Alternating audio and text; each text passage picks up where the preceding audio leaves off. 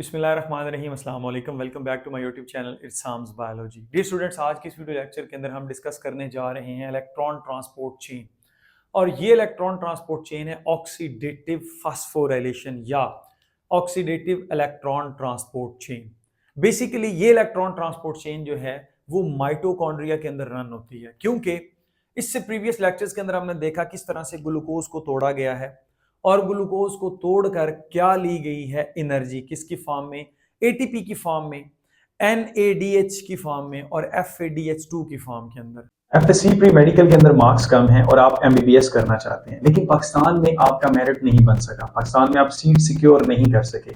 अब आप ये चाहते हैं कि आप एमबीबीएस भी करें और खर्चा भी आपका कम हो, और एमबीबीएस की डिग्री के साथ साथ आप पूरी दुनिया को एक्सप्लोर भी करना चाहते हैं और आपको कुछ ना कुछ स्कॉलरशिप भी मिले, तो आपके लिए बेस्ट ऑप्शन है कि आप इन टाइम स्टडी एडवाइजर्स के साथ रब्ता करें अगर आप एमबीबीएस चाइना से करना चाहते हैं, क्योंकि बहुत सारी ऐसी यूनिवर्सिटीज हैं चाइना के अंदर जो कि मोर देन 10,000 RMB आपको स्कॉलरशिप देती हैं। और चाइना से एमबीबीएस के लिए जितनी भी इंफॉर्मेशन है वो आप इस नीचे दिए गए नंबर पर कॉन्टेक्ट करके हासिल कर सकते हैं। अब हमारा जो सेल है वो एटीपी को तो यूटिलाइज कर लेता है, लेकिन एनएडीएच और एफएडीएच को डायरेक्टली यूटिलाइज नहीं कर सकता as a source of energy. फिर सेल को क्या करना पड़ता है, सेल को इन मॉलिक्यूल्स को कन्वर्ट करना पड़ता है किसके अंदर, एटीपी के अंदर। और इस वजह से एक इलेक्ट्रॉन ट्रांसपोर्ट चेन रन करती है माइटोकॉन्ड्रिया के इनर जो वाल है उसके अंदर, जिसको हम बोलते हैं क्रिस्टी। और उसकी वजह से क्या मिलती हैं आपको, एक एनएडीएच से 3 एटीपी, एक एनएडीएच से कितनी मिल रही है 3 एटीपी, और एक एफएडीएच2 से कितनी मिल रही है 2 एटीपी। और ये जो रिएक्शन है ये एक रिडॉक्स रिएक्शन है। अब रिडॉक्स रिएक्शन ऐसा रिएक्शन जिसमें रिडक्शन भी होती है और दूसरे लफ्जों में क्या होती है, ऑक्सीडेशन। तो इसको समझने से पहले रिडॉक्स रिएक्शन को आपको पता होना चाहिए कि जो है वो रिडक्शन क्या है और ऑक्सीडेशन क्या है। सबसे पहले हम ऑक्सीडेशन को डिफाइन कर लेते हैं। हम कहते हैं addition of oxygen, loss of hydrogen and loss of electron. किसी में से इलेक्ट्रॉन निकलेंगे या हाइड्रोजन निकलेगी तो वो क्या कहलाएगी, दिस इज ऑक्सीडेशन। इसके बरक्स अगर हम देखते हैं तो हम कहते हैं लॉस ऑफ ऑक्सीजन, ये रिडक्शन कहलाएगी।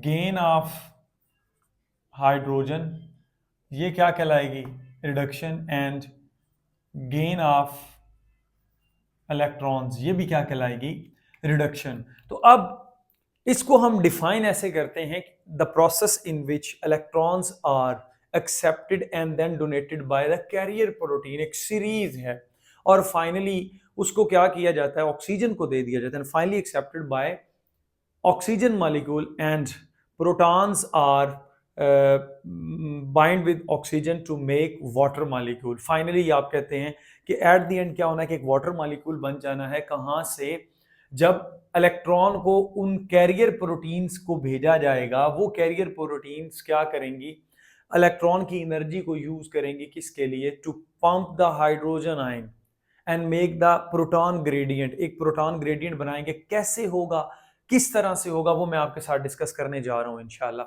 आपको ऑक्सीडेशन और रिडक्शन की समझ आ गई। अब आपको माइटोकॉन्ड्रिया का स्ट्रक्चर थोड़ा सा पता होना चाहिए। ये है माइटोकॉन्ड्रिया की आउटर मेम्ब्रेन, ये आउटर है, और इधर से ये आउटर है, ठीक हो गया। इसी तरह से बच्चों ये आपके पास कौन सी मेम्ब्रेन, इसको मैं ब्लू से ही कर रहा हूं, ये है इनर मेम्ब्रेन। इसकी फोल्डिंग्स होती हैं, क्यों होती हैं, ताकि सरफेस एरिया बनाया जा सके ज्यादा। इधर से ये इनर मेम्ब्रेन है।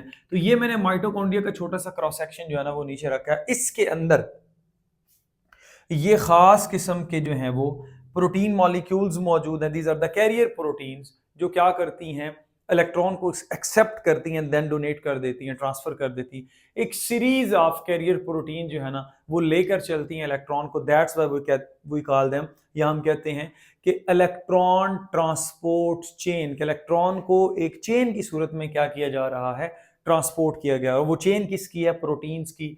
कुछ कॉम्प्लेक्सेस हैं, इंशाल्लाह वो मैं आपके साथ डिस्कस करता हूँ। ओके, और उसके बाद ये बड़ी बात इंपॉर्टेंट है कि इसका ये जो इनसाइड है इसको हम क्या बोलते हैं, मैट्रिक्स, माइटोकॉन्ड्रियल मैट्रिक्स। और ये जो है ना, this is called inter membrane space. अगर ये दो बातें आपको अच्छे से समझ आ गई कि दो मेम्ब्रेन्स के दरमियान में जो स्पेस है, this is called IMS, inter membrane space, और इसके अंदर वाली साइड कौन सी, दिस इज कॉल्ड मैट्रिक्स। अगर मैं यहां पे ड्रा करूं तो ये अंदर वाली साइड होगी आपके पास क्या, मैट्रिक्स, और ये क्या है, IMS, inter membrane space. Similarly अगर मैं यहां पे इसको ड्रा करूं तो मैं कहता हूं कि सपोज ये आपके पास आउटर मेम्ब्रेन है, ठीक है, तो ये क्या हो गई, आईएमएस, इंटर मेम्ब्रेन स्पेस, और ये अंदर वाली साइड है तो ये क्या हो गया आपके पास, मैट्रिक्स। ये अलग अलग इसलिए बनाए हैं ताकि मैं सारा रिएक्शन आसानी के साथ आपको हर एक चीज को कंपैरिजन के साथ जो है ना वो करके दिखा दूं, ताकि आपको अच्छे तरीके से जो है ना वो समझ आ जाए। होता क्या है, यहां से आपको समझाऊंगा और फिर उसको मैं यहां पे भी इंशाल्लाह ड्रा करके दूंगा ताकि आपको क्लियरली जो है ना वो समझ आ जाए। सबसे पहले हम लेते हैं NADH का मॉलिक्यूल। सपोज ये एक NADH का मॉलिक्यूल है, ठीक है। अब ये मॉलिक्यूल क्या करेगा, टूटेगा किसके अंदर, NAD पॉजिटिव के अंदर। अब इससे क्या मिला, हाइड्रोजन आयन मिला, ठीक है। अब ये जो हाइड्रोजन आयन है इसको पंप किया जाएगा अक्रॉस द मेम्ब्रेन। अब ये तो आपको पता ही है कि ये वाले जितने भी ये वाले हैं प्रोटीन्स हैं ये इसकी इनर मेम्ब्रेन के अंदर हैं। मैं चलें फिर भी ड्रा कर देता हूँ, ये क्या है, इनर मेम्ब्रेन है, ओके। और वो क्या है, इंटर मेम्ब्रेन स्पेस, ये क्या है, अंदर वाली साइड माइटोकॉन्ड्रिया की मैट्रिक्स कहलाती है। जब ये NADH टूटा, इसने क्या किया, इलेक्ट्रॉन दिए, इसको इलेक्ट्रॉन को ट्रांसफर कर दिया।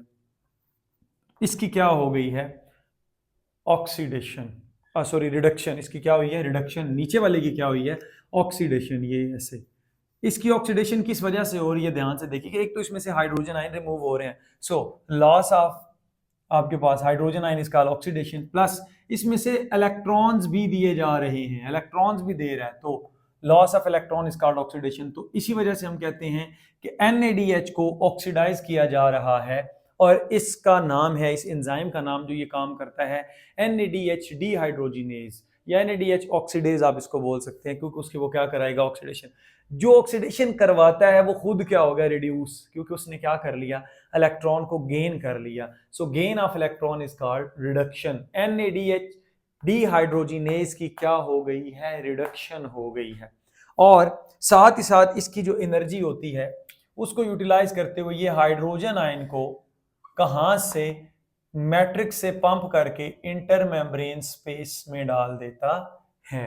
अब ये हाइड्रोजन आयन यहां से पंप हो गए हैं, जो NADH के अंदर एनर्जी थी उसको क्या किया गया, उसको यूटिलाइज करते हुए पंप कर दिया गया हाइड्रोजन आयन को मैट्रिक्स से किधर, इंटर मेम्ब्रेन स्पेस के अंदर।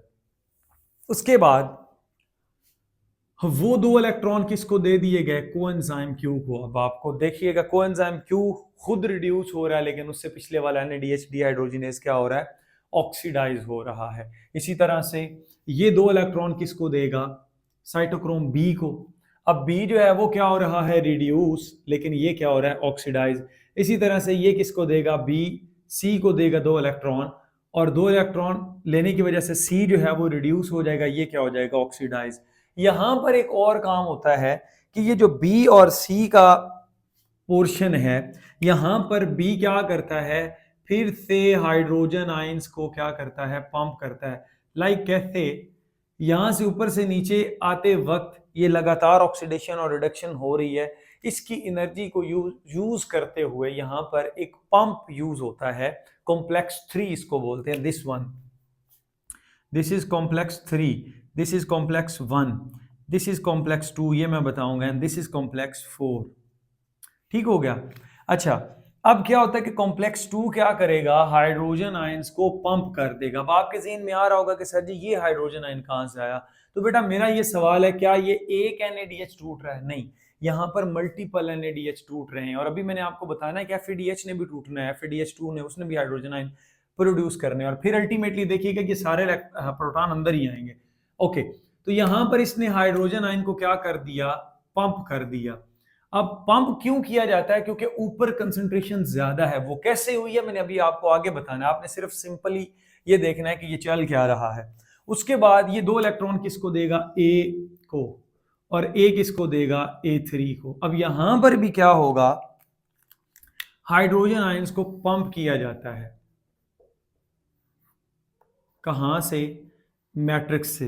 तो मैट्रिक्स में हाइड्रोजन आयंस पड़े हुए होते हैं, ठीक है, जिसकी वजह से इनको पंप किया जाता है। कहां पर? इंटरमेम्ब्रेन स्पेस में। वर्ड में बार बार पंप का यूज कर रहा हूं। पंप मीन कि एनर्जी को यूटिलाइज किया जा रहा है। सो इसका मतलब यह हुआ कि आईएमएस में हाइड्रोजन की आयन की जो कंसंट्रेशन है वो क्या है? ज्यादा है। और इसी तरह से मैट्रिक्स के अंदर हाइड्रोजन आयन की कंसंट्रेशन क्या है? कम। सो लो कंसंट्रेशन से हाई कंसंट्रेशन की तरफ तीन आपके पास कॉम्प्लेक्सेस हैं मेन, जो हाइड्रोजन को क्या कर रहे हैं? पंप कर रहे हैं। ये देख लीजिएगा, कॉम्प्लेक्स 1, कॉम्प्लेक्स 3 एंड कॉम्प्लेक्स 4, ये तीनों क्या करते हैं? हाइड्रोजन को पंप करते हैं। उसकी वजह से इंटरमेम्ब्रेन स्पेस में हाइड्रोजन आयन की कंसंट्रेशन क्या हो जाती है?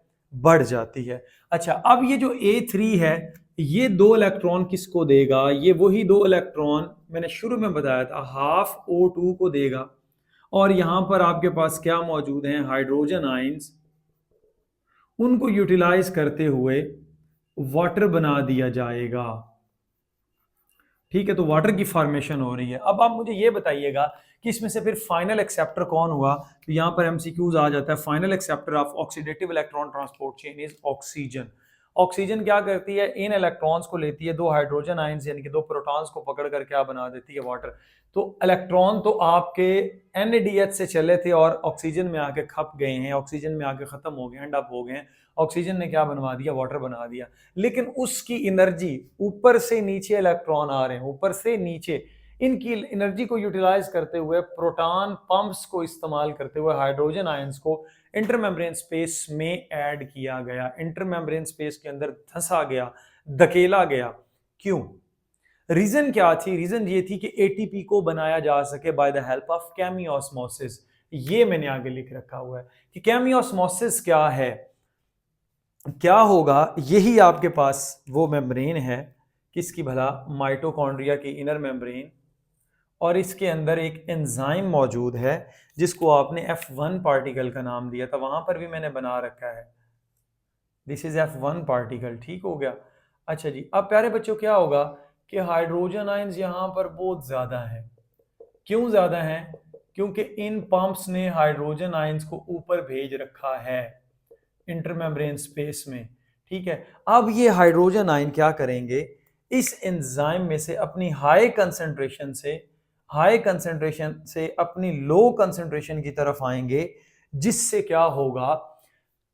ये जो एटीपी सिंथेज है, इसके अंदर रोटेशन आएगी। ये इनकी काइनेटिक एनर्जी, प्रोटॉन ग्रेडियंट की काइनेटिक एनर्जी को क्या करेगा? यूटिलाइज करते हुए, बिल्कुल ऐसे जैसे डैम होता है कि ऊपर पानी ज्यादा टर्बाइनों में से गुजरता है, वो तो उस पंखों को चलाता है जिससे इलेक्ट्रिसिटी प्रोड्यूस होती है। जस्ट लाइक दैट यहाँ पर हाइड्रोजन की कंसंट्रेशन बहुत ज्यादा है। ठीक है, तो ये ऊपर से फिर हाइड्रोजन आयन किधर भेजता है? मैट्रिक्स के अंदर, जिसके नतीजे में क्या होता है? एडीपी प्लस पीआई मिलकर क्या बनाते हैं? ATP. This is called adenosine triphosphate. Okay, तो अब देखिएगा, अब आपके जहन में आ रहा होगा कि वाकई में मैट्रिक्स के अंदर तो हाइड्रोजन आयंस पड़े हुए थे। ठीक है, कैसे पड़े हुए थे? क्योंकि ये बार बार इनको किधर भेज रहा है? मैट्रिक्स के अंदर। और मैट्रिक्स क्या करती है? इनको पकड़ पकड़, मैट्रिक्स में से ये पंप इनको पकड़ पकड़ कर किधर फिर भेजते रहते हैं? आपके पास इंटरमेम्ब्रेन स्पेस के अंदर। अब यही पूरे का पूरा जो साइकिल है, मैं यहां से आपको अगर करके दिखाऊं तो क्या होता है? अभी FADH2 की हमने बात नहीं की कि ये आपके पास क्या है? NADH, ये टूटा, ये किस में गया? NAD पॉजिटिव, प्लस इसने दो इलेक्ट्रॉन इसको दे दिए। ठीक हो गया? जो इसमें से हाइड्रोजन आयन थे बने, उनको पंप कर दिया गया। कहां पर? इंटरमेम्ब्रेन स्पेस के अंदर। यू नो वेरी वेल कि इंटरमेम्ब्रेन स्पेस के अंदर ज्यादा हाइड्रोजन की कंसंट्रेशन है, वो मैं आपको बता चुका हूं। फिर ये दो इलेक्ट्रॉन किसको देता है?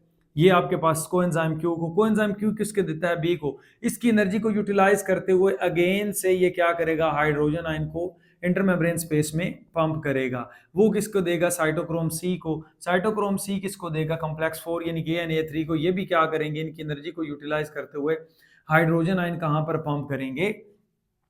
Intermembrane space. कहां से? मैट्रिक्स से। अब ये हाइड्रोजन आयन बारी बारी F1 पार्टिकल में से क्या करते जाएंगे? निकलते आएंगे, और इसकी वजह से एडीपी प्लस पीआई मिलके क्या बनाती है? एटीपी। अब आप देख सकते हैं, ये आपको यहां पर अंदर की तरफ सारे F1 पार्टिकल जो है ना वो दिख रहे हैं। ये जितने F1 पार्टिकल ज्यादा होंगे उतनी एटीपी की सिंथेसिस ज्यादा होगी। इसी वजह से हम कहते हैं the inner membrane of mitochondria have folding to increase the surface area. किस लिए? ताकि एटीपी की सिंथेसिस ज्यादा से ज्यादा हो सके। ये तो था जी NADH के हवाले से। अब मैंने एक स्टेटमेंट लिखी थी शुरू में कि एक NADH 3 एटीपी यूज करता है, सॉरी 3 एटीपी प्रोड्यूस करता है, ठीक है। एक NADH से 3 एटीपी प्रोड्यूस होते हैं। वो कैसे होते हैं वही मैं आपको बताने की कोशिश कर रहा हूँ कि नंबर 1 पर पंप ये इस्तेमाल हुआ, नंबर 2 पर ये इस्तेमाल हुआ, नंबर 3 पर ये इस्तेमाल हुआ।